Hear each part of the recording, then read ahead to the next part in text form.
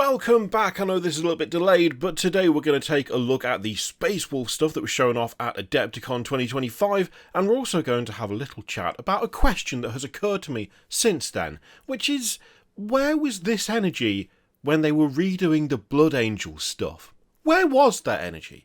Why did they go for what was frankly a very bland, boring, and just not that good refresh of some extremely iconic Blood Angels units, only to then do this with the Space Wolves? I would really like to know. Now, this is brought on by the fact that there is a lovely box set coming out for the Space Wolves with new kits, actual new stuff. The box set looks like this, and that's a good amount of infantry, and straight away you can't help but notice things like Primaris Marines with a full custom look to them.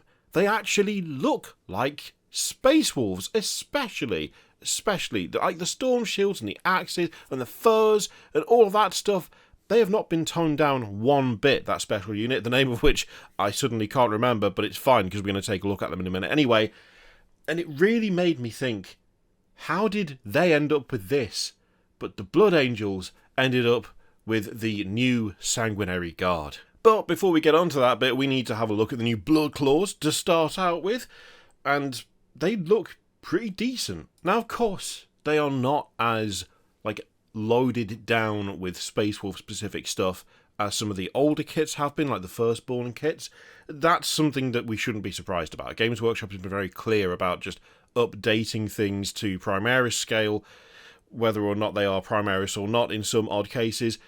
They've gone more streamlined, they've gone for a lot simpler in terms of the overall look of a lot of these models, but I still think that these do have enough Space Wolf stuff to make me feel like, yeah, they are different enough from the standard that they feel like their own thing. Now, a lot of that is to do with the fact that if you look at the chests, all of these have got some form of customization specifically for Space Wolves. That makes quite a big difference. Just that alone makes a difference. There's also the fact that we've got things like a beaky right there on the model. There's a bunch of custom heads going on as well. There's little things like those talismans that have been tied around the armour around the shin and on the shoulder pads as well. There's enough here that they don't look just like repackaged assault intercessors. There is enough personalization that they are recognisably Space Wolf, right? Which is good. That's what you want. You want your stuff to look chapter specific. That's the whole point of having individual units in different chapters, and chapters that have got a strong visual identity that have previously had individual kits for this stuff. It's important for that to be maintained. Now, it's not just the Blood Claws, obviously. We've got the Grey Hunters as well. I absolutely love Grey Hunters. When I had a 13th Company army, oh Jesus, every time I say that now, it just makes me feel old as hell. Really, really old. When I had a 13th Company army and the Grey Hunters had the true grit rule where you could have a bolter and a chainsaw, it was the best thing ever, and I absolutely loved them. And then I took a bit of a break and then I came back and the 13th Company were no longer a supported army in any way, shape and form, and I was like, oh wow, that kind of sucks. I've got 2,250 points of this nonsense, and it's not really...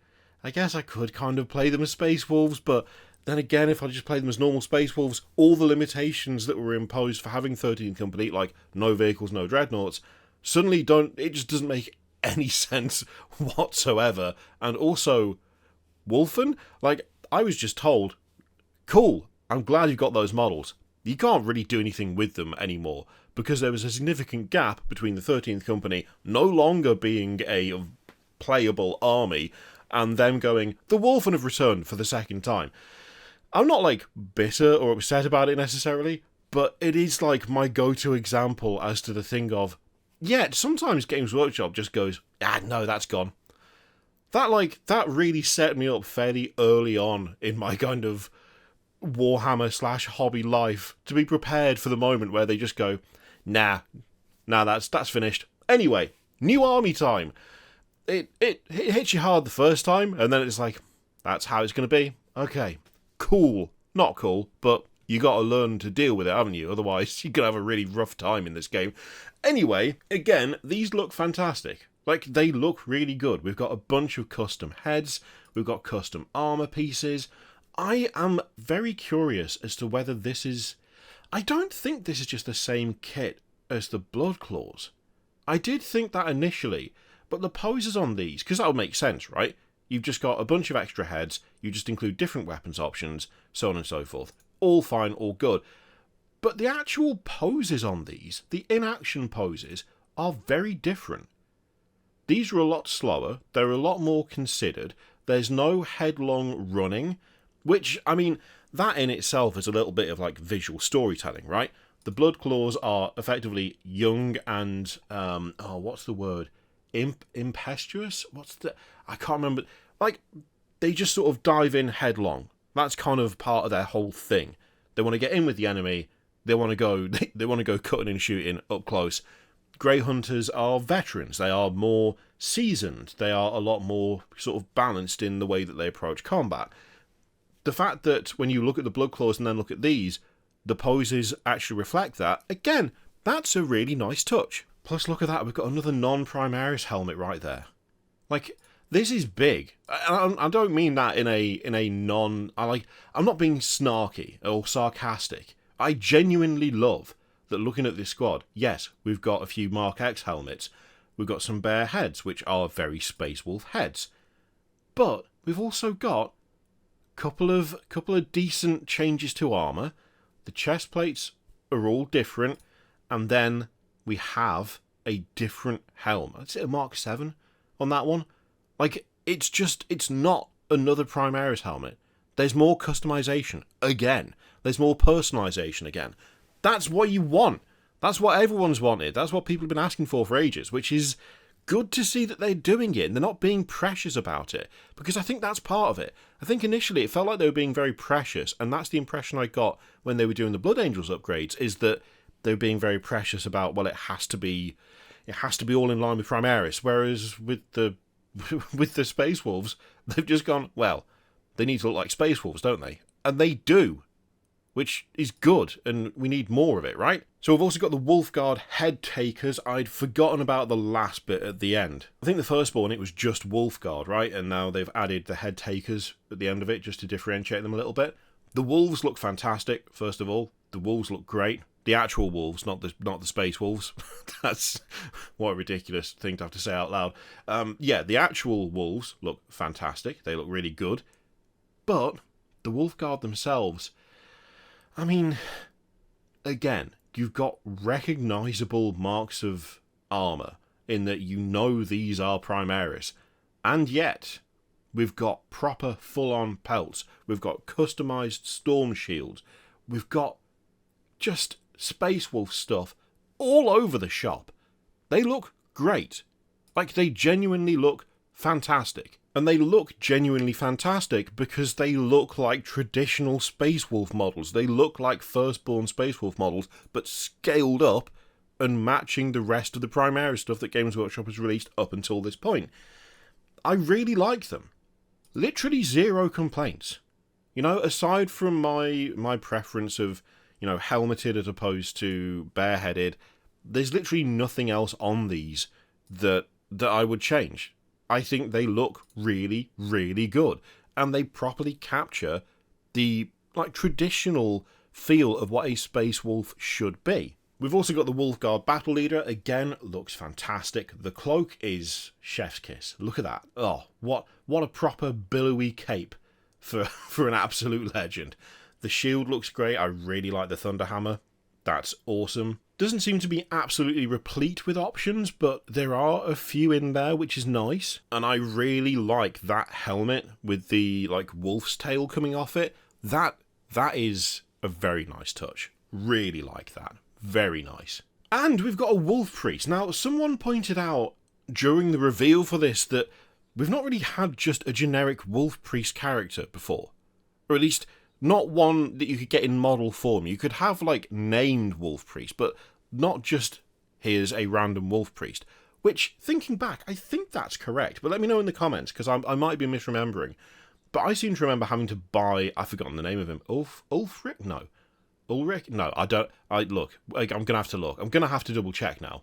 Ulrich, that's the one. Except not that one. I'm pretty sure the one that I went for was metal and tiny and a pain in the arse to paint. Mind you, that looks like it's still going to be a pain in the arse to paint, so that may be no different, but still. Anyway, again, admittedly, this isn't as much of an issue when it comes to, like, Primaris stuff, because they do tend to make the characters stand out very heavily. They have a lot of non-standard equipment, there's a lot of customization, so whilst this Wolf Priest does look really good, it's not like they haven't done that before. It's not like they haven't introduced that kind of heavily changed element for Primaris stuff for other chapters. But still, overall, I really like the look of what they've done here. Like, the Space Wolf stuff feels genuinely Space Wolfy, which is very, very nice, and I 100% approve.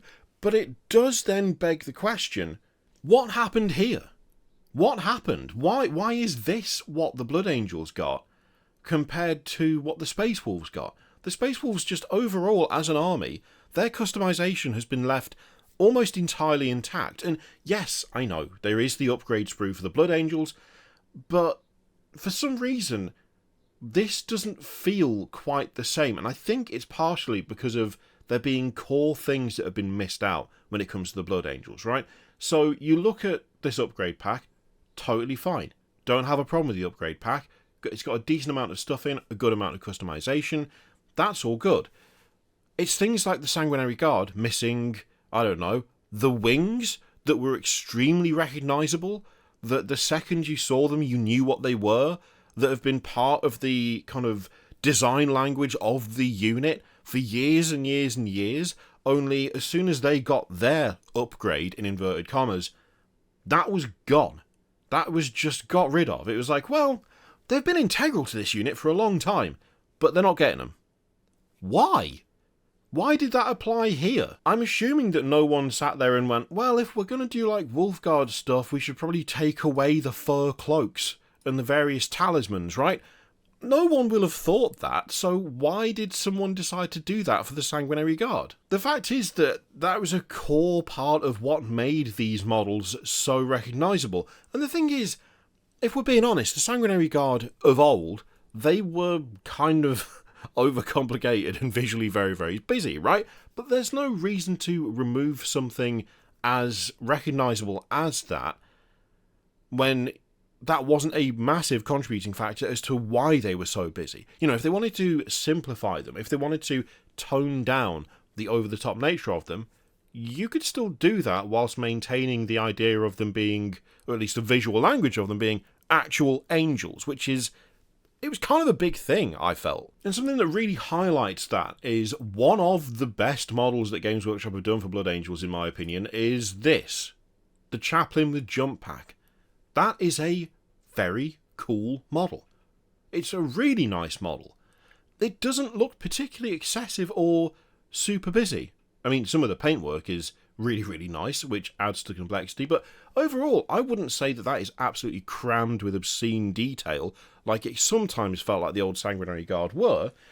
It's still got that recognisable Blood Angels influence with those wings that people really like and have been quite popular for a long time, and it still looks good, and when you then go back to these, it doesn't look right.